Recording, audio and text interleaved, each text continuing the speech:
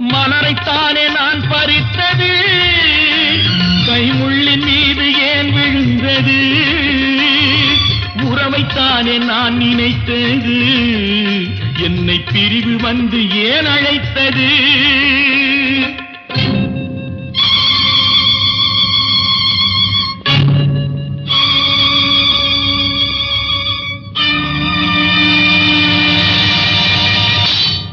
எழுதுங்கள் என் கல்லறையில் அவள் இரக்கமில்லாதவள் என்று, பாடுங்கள் என் கல்லறையில் இவன் பைத்தியக்காரன் என்று. கண்கள் தீட்டும் காதல் என்பது அது கண்ணில் நீரை வரவழைப்பது, பெண்கள் காட்டும் அன்பு என்பது நம்மை பித்தனாக்கி அலைய வைப்பது.